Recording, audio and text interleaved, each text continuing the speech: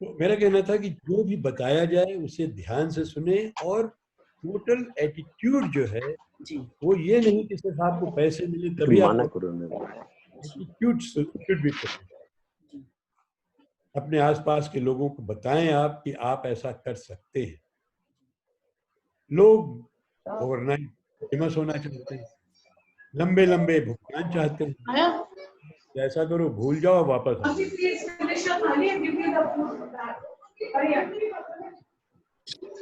हाँ जी, सब ज्वाइन हो गए। हाँ सर, सब ज्वाइन हो गए। तो अगर आप चाहते हैं कि भाई ओवरनाइट ही हमें हीरो का रोल मिल जाए और कम से कम 1 लाख रुपए 2 लाख रुपए पर डे मेरी फीस हो, तो मैं वापस आ जाऊँ। जी जी बिल्कुल। मैं जब मुंबई गया था, शहजादे करने के बाद उड़ान भी कर चुका था। पुराने लोगों को उड़ान की याद थी, नए लोगों को शहजादे की याद थी, इसलिए मुझे ज्यादा संघर्ष नहीं करना पड़ा। लेकिन 6 महीने से 1 साल तक संघर्ष करना कोई बड़ी बात नहीं है।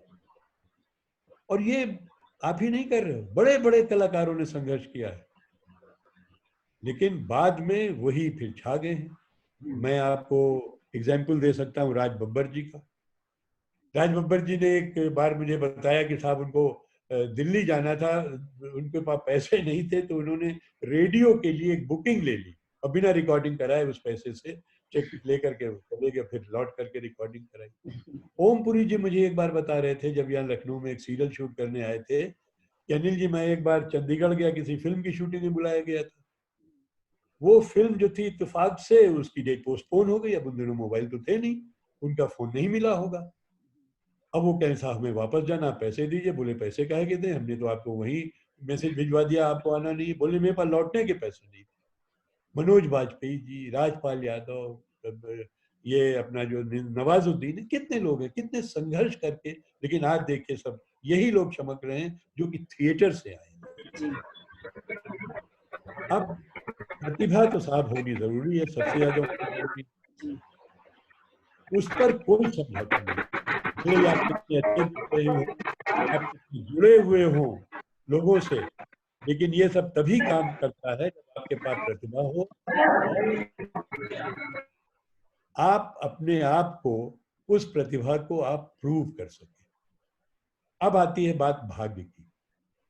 एक बात जो मैं बताना चाहता हूं वो एक भ्रम नहीं है, एक सिद्धांत नहीं है, ये मौजूद है और मैंने इसे खुद अनुभव किया। दुर्भाग्य से आप अपने दम पर इसे नहीं बना सकते, और कुछ लोग ज्यादा भाग्यशाली होते हैं, कुछ कम होते हैं। कभी कभी होता है कि आपके मित्र ने जो अभी अभी अभिनय शुरू किया है, उसको एक बड़े अभिनेता के खिलाफ एक बड़ी भूमिका मिल गई, और आप ज्यादा अनुभव वाले, आपको छोटी भूमिका मिली। तो ये चलता है, लेकिन आपके पास दृढ़ता, कड़ी मेहनत, प्रतिभा सब होगी तो कोई वजह नहीं है कि आप उसमें सक्सेसफुल ना हो। लेकिन आपको ये भी समझना चाहिए कि भाग्य उन सभी का सबसे शक्तिशाली कारक है, अपने आप नहीं आता है। उसके लिए ये तीनों चीजें जो हैं, ये आपके भाग्य को बनाती हैं। You have to wait for the right moment, और वो राइट मोमेंट जैसे ही आपको मिले, आपको कैश करना चाहिए। If once you miss the right moment, the right moment is gone. अब बात होती है महत्वाकांक्षा की। आप बड़ी उम्मीद लेकर, दृढ़ता लेकर, मेहनत करके, निश्चय करके मैदान में आ गए वास्तविक दुनिया में एक अभिनेता बनने के लिए। आपने ग्रेजुएशन भी कर लिया, तो अब क्या, शुरुआत कहाँ से करें? इतने सारी एम्बिशियस अभिनेताओं की तरह आप भी सही जगह कूदना चाहते हैं। आपने प्रशिक्षण लिया हुआ है, लेकिन कुछ युक्तियों को, कुछ व्यवहारिक बातें हैं, उनको आपको जानना जरूरी है। जैसे कि एक शानदार कवर लेटर, एक रिज्यूमे, एक हेडशॉट, शो रील, ये सुनिश्चित करिए। आपका जो कवरिंग लेटर हो, जब आप किसी को भेजें कि आप उनके यहाँ काम करना चाहते हैं, ये शुरू से ही इंगेजिंग होना चाहिए, आकर्षक होना चाहिए, और ये साबित करना चाहिए कि आप अपने साथियों से अलग।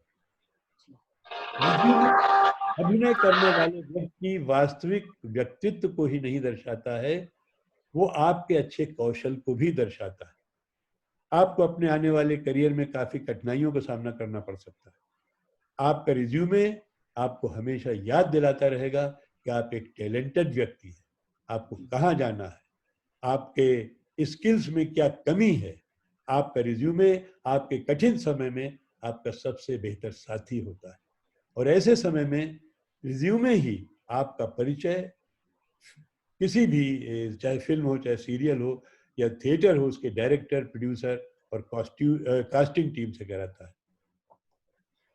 अब आपको ये भी करना चाहिए कि ये पुराना भी हो जाता है 6 महीने के बाद, आपको समय समय पे इसको अपडेट करना चाहिए।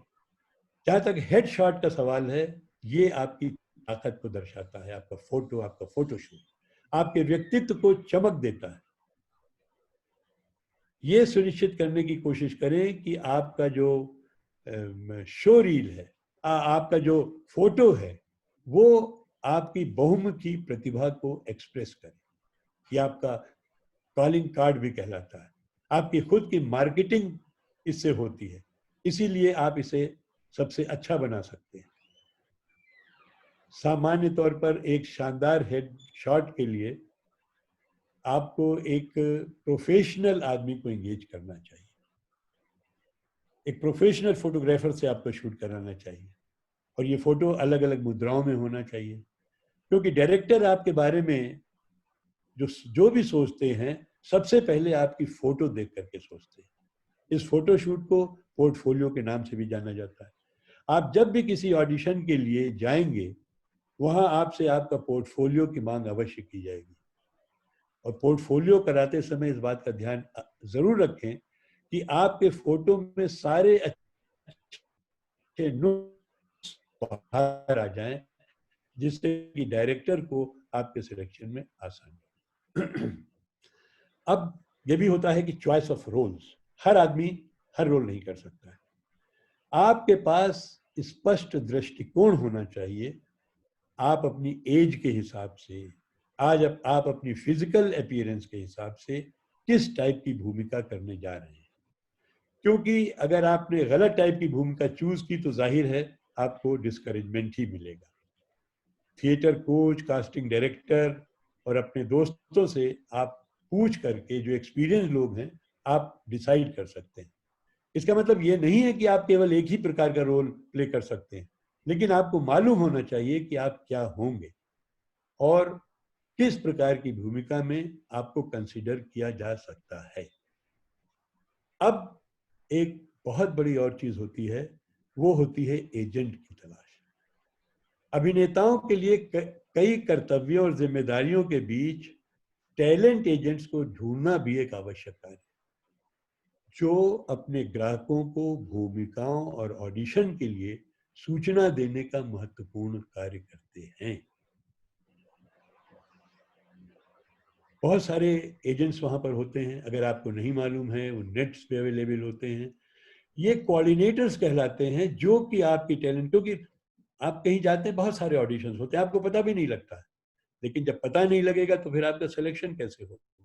तो here also again you have to be very professional. फिर आजकल सोशल मीडिया बहुत ज्यादा हो गया है, आप अपनी वेबसाइट बना सकते हैं, आप अपने वीडियोस फेसबुक पे डाल सकते हैं, यूट्यूब पे डाल सकते हैं।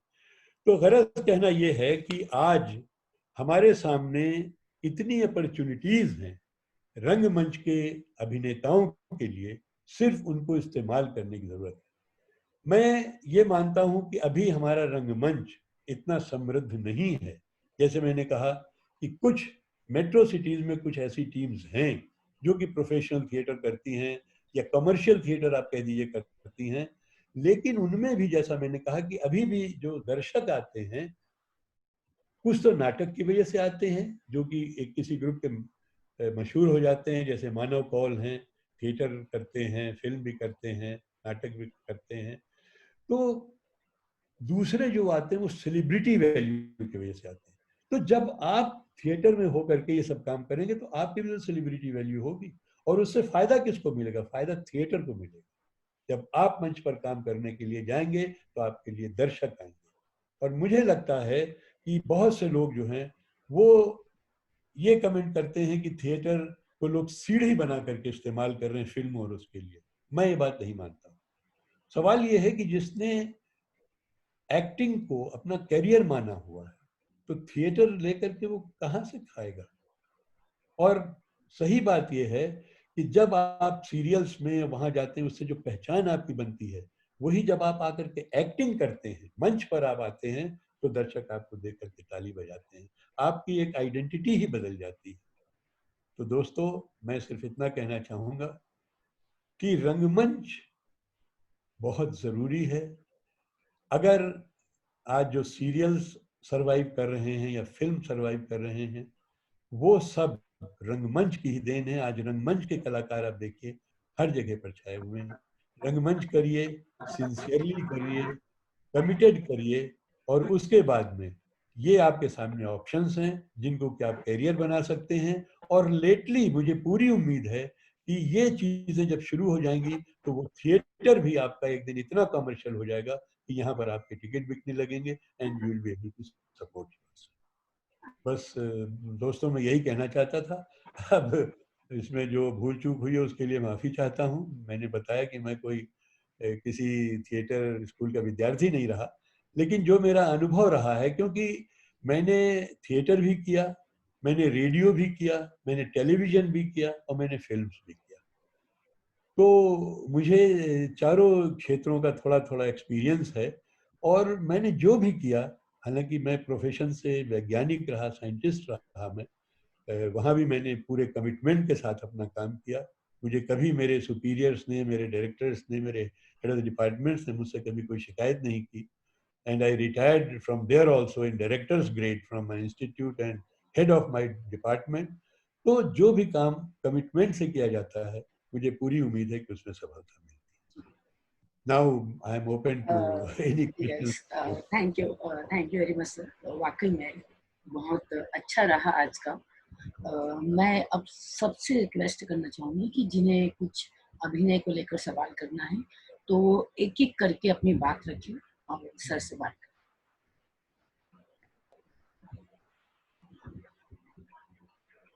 एनीबॉडी?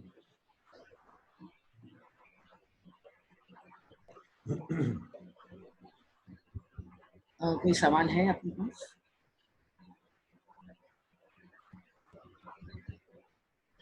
सर मैं ही इसको पूछना चाहूंगी कि जब सागर रुक जाओ अभी जरा। सर जब आप थिएटर से कैमरे की तरफ गए तो आपको किस दिक्कत का सामना करना पड़ा, या वाकई में थिएटर कर्मी को कैमरे के सामने जाकर कुछ मानसिक या किसी तरह की एडजस्टमेंट की दिक्कत होती है? शुरू शुरू में होती दिक्कत, क्योंकि देखिए कैमरे का क्या होता है, कैमरा फेस करना भी अपने आप में एक आर्ट होती है। उसमें लुक इज वेरी इंपॉर्टेंट, क्योंकि जैसे हम थिएटर में भी कहते हैं, हम जब लोगों को जब रिहर्सल कराते हैं, हालांकि मैंने कभी कोई प्ले डायरेक्ट नहीं किया लेकिन देखता रहता हूँ, कि हम कहते हैं कि हर दर्शक जो है वो एक्टर के लिए कैमरे की आंख है।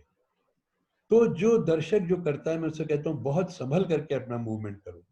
तो जब आप एज ए एक्टर कैमरे के सामने फेस करने जाते हैं तो शुरू में जरूर थोड़ी सी दिक्कत होती है कि आपका लुक कहाँ होना चाहिए।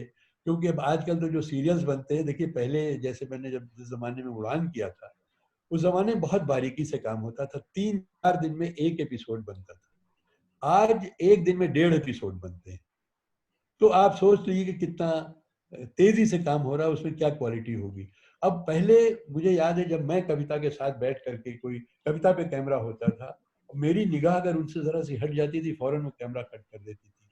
Anil ji please look at my eyes, because एक जो इंटरपर्सनल रिलेशनशिप आपकी जो बनती है वो अब क्या होता है कि अब एक्टर जाकर के बैठता है वैनिटी वैन में, वो डायरेक्टर बता देता साहब सर ये कैमरा लगा, आपका एक्टर यहाँ पे खड़ा हुआ है, उंगली दिखा के बता देगा, अब आप वहां उंगली दे करके बोल रहे हैं। तो ये जो चीजें हैं, ये जब नया एक्टर जाता है उसके लुक्स का थोड़ा सा एडजस्ट पड़ता है। बाकी आप 2-4 बार 6 बार करिएगा तो it's not very difficult, you get it very easily. There's nothing like that.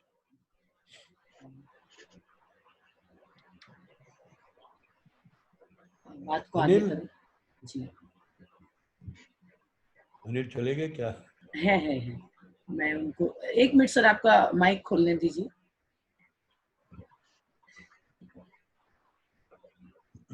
Sir एक सवाल था सर। बहुत प्रॉब्लम था जहाँ पर।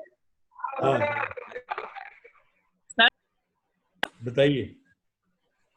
सर इशकजादे फिल्म में दादाजी का कैरेक्टर कितना चैलेंजिंग था, या फिर उस कैरेक्टर के लिए क्या क्या प्रिपरेशन करना पड़ा, वो शूटिंग के दौरान जो भी चीजें, थोड़ा सा एक अनुभव। देखो बेटा, जब ऑडिशन हुआ था तो मुझे ये भी नहीं पता था कि किस कैरेक्टर के लिए मेरा ऑडिशन हो रहा है। बल्कि ऑडिशन में मेरे एक दोस्त थे अशोक सिन्हा साहब, उन्होंने मुझे हेल्प किया था। लेकिन जैसा कि रोल पढ़ने पे पता लगा कि भाई ग्रैंडफादर का कैरेक्टर है, पॉलिटिशियन है और दबंग पॉलिटिशियन है, तो ये थोड़ा सा आपको कैरेक्टराइजेशन के बारे में पहले डिस्कस करना पड़ता है डायरेक्टर से या कास्टिंग डायरेक्टर से, देन यू कैन एक्सप्रेस। अब जैसे मान लीजिए वो दबंग है, एक कोई सीधा पॉलिटिशियन है, पॉजिटिव पॉलिटिशियन है, एक निगेटिव पॉलिटिशियन है, तो जब तक कास्टिंग डायरेक्टर या डायरेक्टर आपको रोल ब्रीफ नहीं करेगा तब तक आप फिर उसको नहीं कर पाएंगे।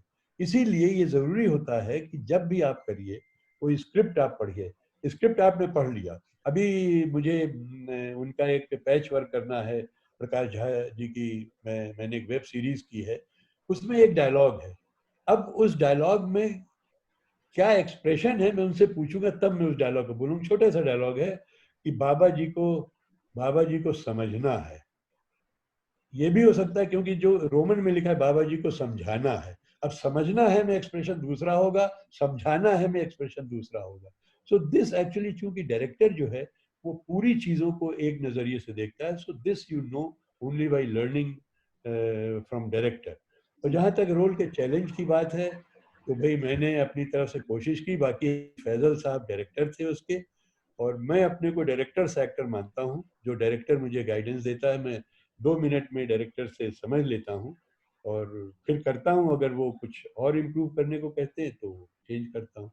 तो वैसे चैलेंजिंग तो देखिए कोई भी कैरेक्टर हो, इशकजादे में सर तो था, लेकिन सर हर एक और सवाल था हमारा। उनकी बात तो पूरी करने दीजिए आप पहले। हर कैरेक्टर जी जो जी होता है वो अपने आप में चैलेंजिंग होता है, चाहे छोटा हो चाहे बड़ा हो। उसको कितने ढंग से, कितनी सीरियसली आप लेकर के करता है। इसीलिए मेरा मानना ये भी है कि रोल अगर आपको कोई मिलता है तो रोल छोटा बड़ा नहीं होता है। छोटे रोल में मैं आपको बताऊं, मेरे एक थिएटर में शाहजहां में विलायत जाफरी साहब ने डायरेक्ट किया था।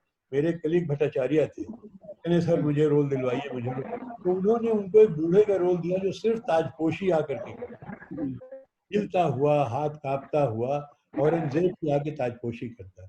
अगले दिन सारे अखबारों में उसका नाम छपा। उसने इतनी बेहतरीन तरीके से किया था कि लोग मुग्ध हो गए उसपे। हाँ बेटा पूछो, क्या पूछ रहे हो?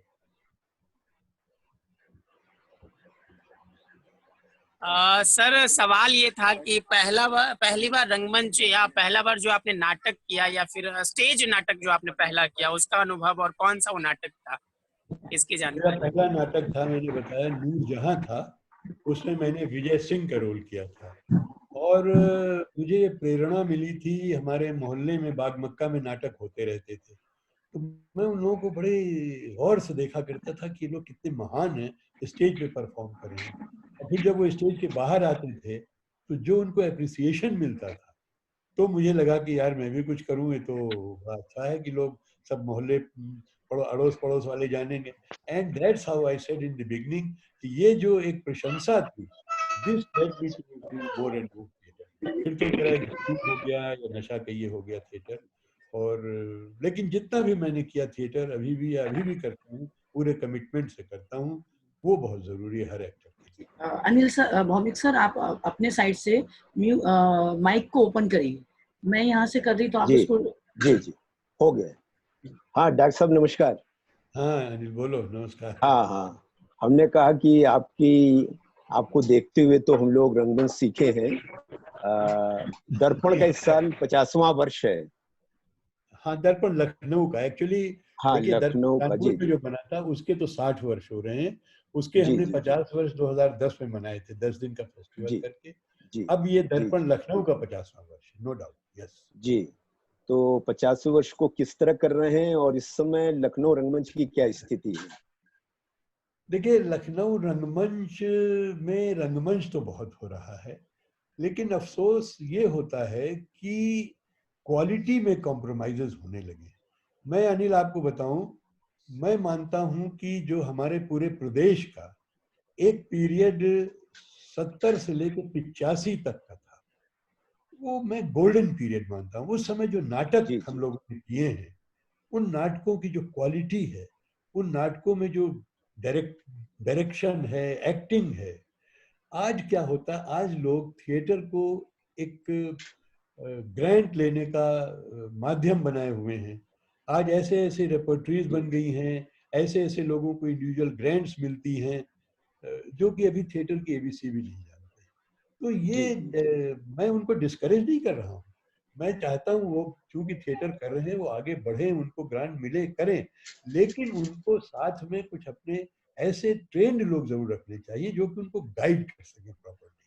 अब उससे होता ये है कि आज अगर हम हिंदी रंगमंच को हम व्यावसायिक नहीं बना पाए हैं, उसमें काफी रीजन ये भी है कि अगर हमारे शहर में महीने में 20 नाटक होते हैं, तो उसमें स्तरीय 3 ही 4 नाटक होते हैं, बाकी 15-16 नाटक ऐसे होते हैं कि जिनको देख करके दर्शक विमुख हो जाते हैं।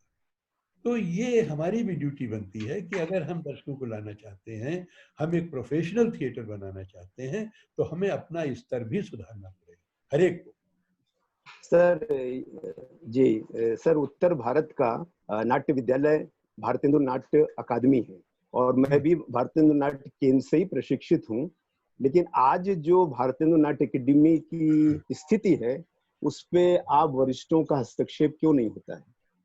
देखिए, इस बारे में मैं आपको बताऊं, मैं बहुत शुरू से कह रहा हूं कि रमेश चंद्र गुप्ता जी यहाँ डायरेक्टर हैं, वो चला रहे हैं, इट्स ओके।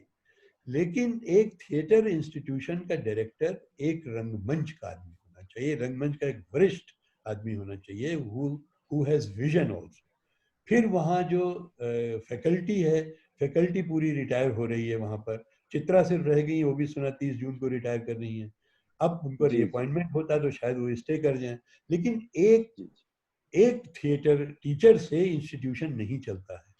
तो इस जी समय जी जरूरत यह है, मैंने अभी भी उनके जो चेयरपर्सन है उनसे बात की थी। मैंने कहा हम थिएटर के लोग आपको मदद करने के लिए तैयार हैं, वैसे तो भाई चेयरमैन खुद ही सक्षम है, chairman is the supreme commander of the organisation. तो मैंने कहा खरे कि भाई साहब। इस चीज के लिए आप पूरा प्रयत्न करिए कि जहां जैसे अभी लड़कों के एडमिशन के लिए एडवर्टीजमेंट हुआ है, अब लड़कों के एडमिशन के लिए एडवर्टीजमेंट हुआ है, लेकिन उनको पढ़ाएगा कौन? देखिए, गेस्ट फैकल्टी से आप जी इंस्टीट्यूशन को नहीं चला सकते। परमानेंट फैकल्टी हो, उसमें एक्सपर्ट्स कभी बीच बीच में आप बुलाते रहें, वो तो ठीक है। जैसे राज बिसारिया साहब के जमाने में उस समय भी गेस्ट फैकल्टी आती थी, लेकिन उनके पास अनुपम खेर, रविशंकर केमू, हेमेंद्र भाटिया, खुद राज साहब ऐसे टीचर थे। बाद में भी परंपरा चली, जुगुल हुए, जुगुल के सूर्यमोहन जब डायरेक्टर थे, सूर्यमोहन थे, जुगुल थे, अरुण त्रिवेदी थे, चित्रा मोहन थी। तो अब तो वहाँ प्रैक्टिकली स्टाफ ही नहीं है।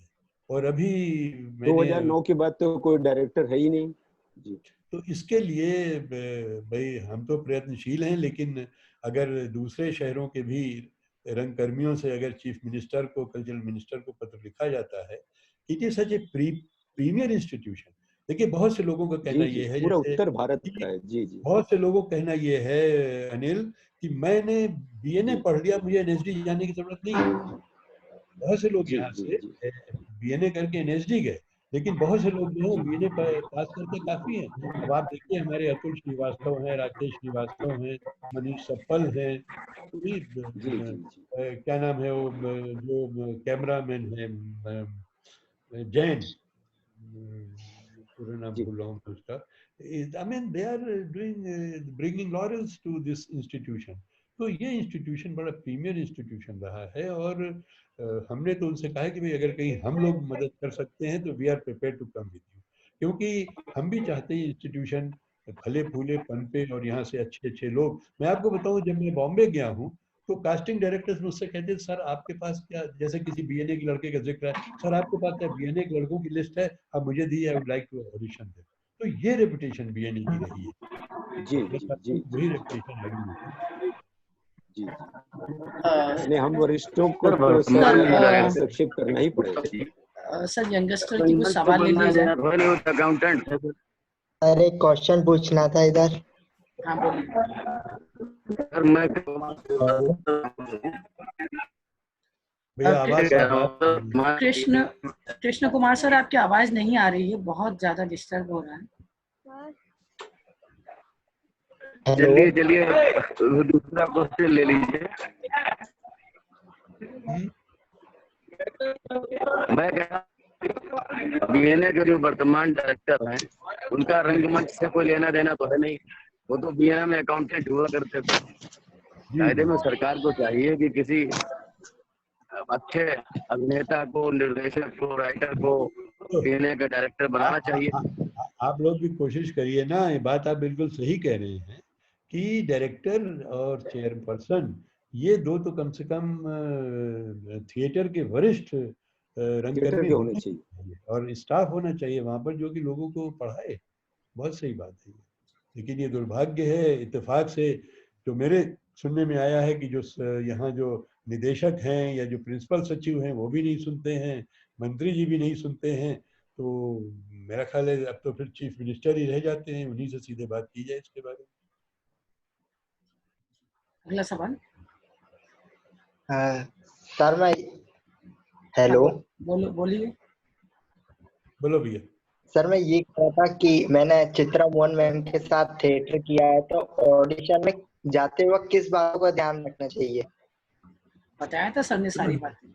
देखिए, ऑडिशन में जाते हुए एक तो आपको अपनी स्क्रिप्ट एक तैयार करनी चाहिए। मुझे लगता है कि ऑडिशन में जो मैं अभी एनएसडी के ऑडिशन में था, जो इंटरव्यूज हुए थे, तो एक तो स्क्रिप्ट वो लोग देते हैं, वो आपको पहले से दे दी जाती है, उसको आपको तैयार करना पड़ता है। और एक जो है वो आपको खुद सेल्फ एक अपना तैयार करना पड़ता है पीस। तो आप उसको पढ़िए और मुझे लगता है कि जितना ज्यादा आप बार पढ़ेंगे उतनी ज्यादा बारीकियां आप उसमें पाएंगे। तो ऑडिशन में यही देखा जाता है कि जो कैरेक्टर आप डिपिक्ट कर रहे हैं वो कितना % आप उस कैरेक्टर के भाव को अपने आप में एक्सप्रेस कर सके, through your voice, through your acting, through your modulation. तो यही ऑडिशन में होता है। अब थिएटर के ऑडिशन में भी और यही सीरियल और फिल्मों के ऑडिशन में भी होता है। अब जाहिर है, एक चीज मैं और बताना चाहूंगा कि ऑडिशंस बहुत देने पड़ते हैं। मैंने जब गया तो ऑडिशन एक बार मैं एक्सपेक्ट करता था मुझे जल्दी फोन आएगा।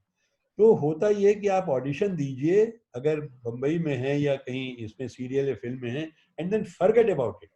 आप ये सोचिए कि जितनी आपको उनकी जरूरत है उतनी ही जरूरत आपकी उनको भी है। अगर आप सेलेक्ट होते हैं तो वो फिर आपको कहीं ना कहीं से ढूंढ लाएंगे। जैसे मैं आपको बताऊं, इशक ज़ादे के बाद में मेरे पास बॉम्बे से फोन मेरे पास नहीं आया, रतन के पास आया कि आपके पास क्या रस्तोगी साहब का नंबर है।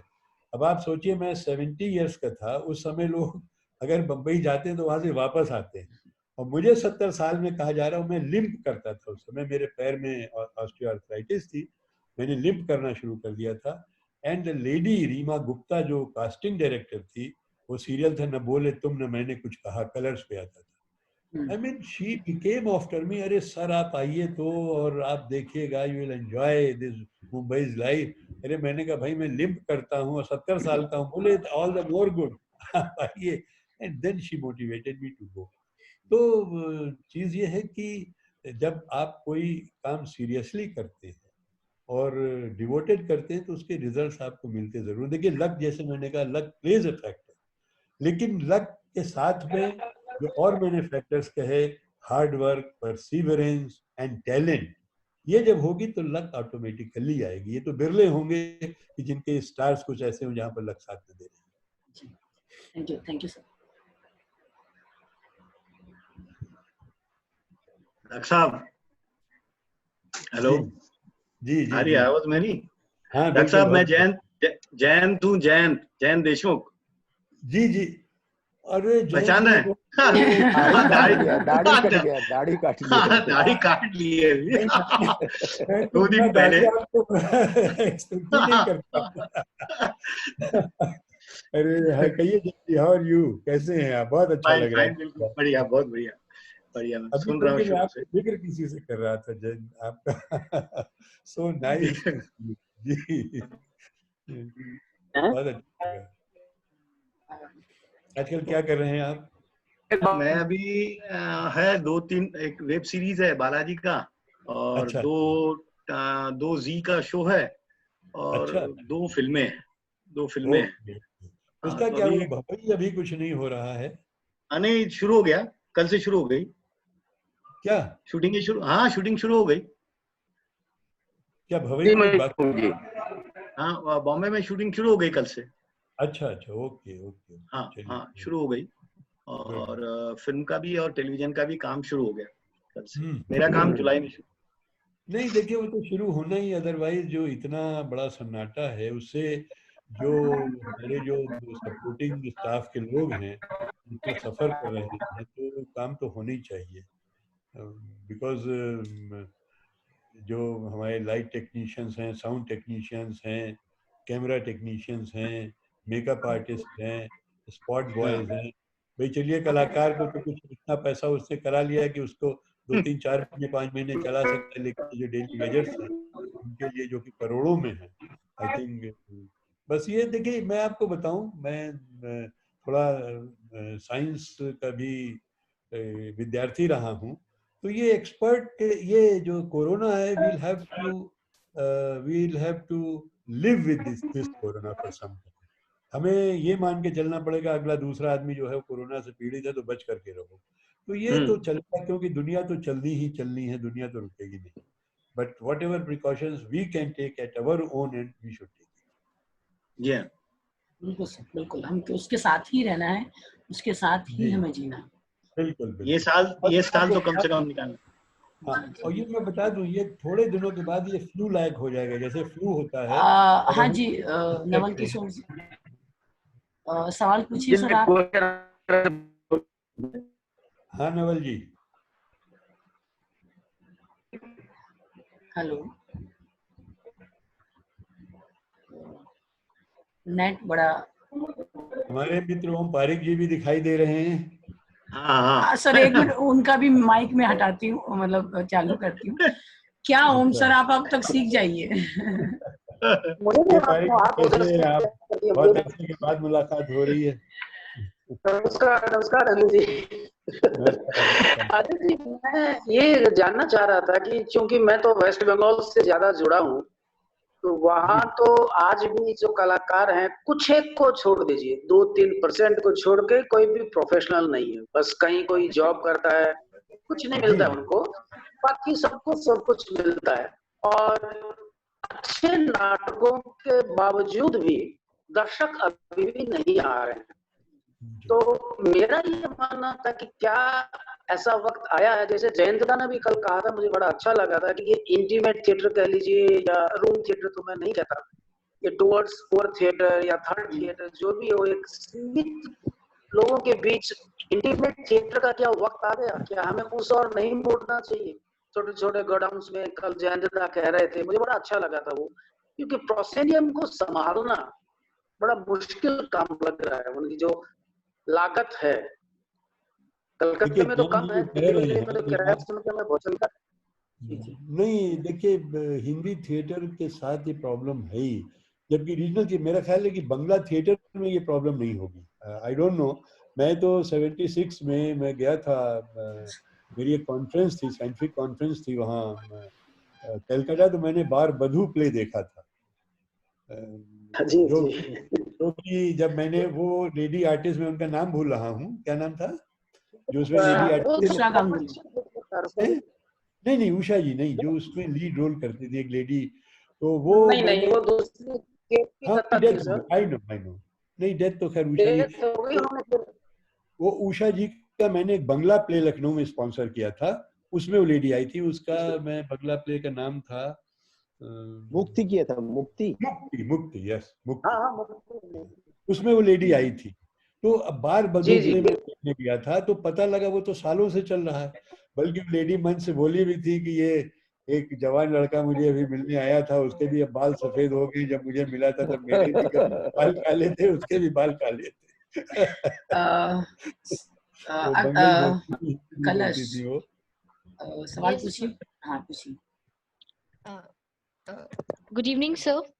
हाँ बेटे, गुड इवनिंग। मेरा नाम कलश है और मैं लखनऊ से हूँ। मुझे भी मतलब बड़े होके एक कलाकार ही बनना है। मेरा मेन मोटिव जो है वो मूवीज में जाने का है।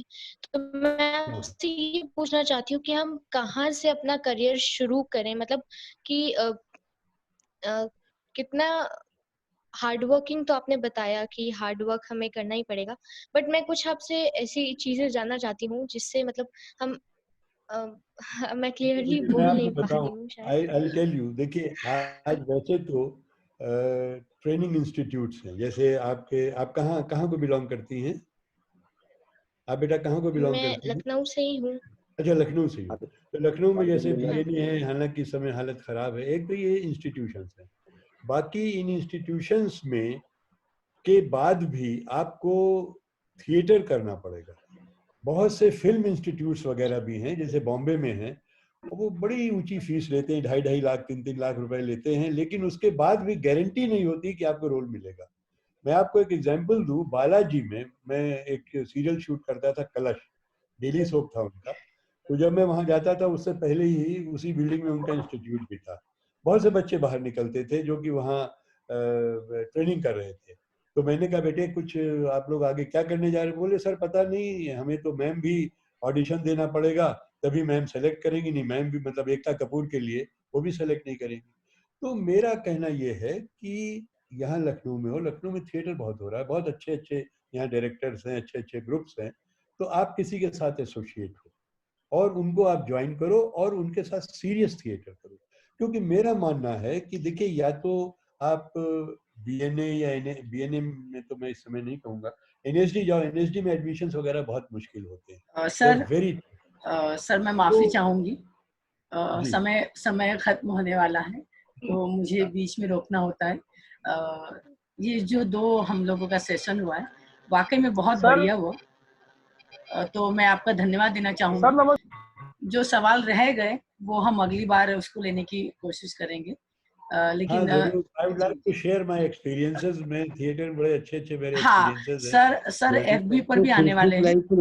हाँ आने वाले हैं, 30 को आने वाले हैं। तो sir thank you very much sir, हमें बहुत अच्छा लगा।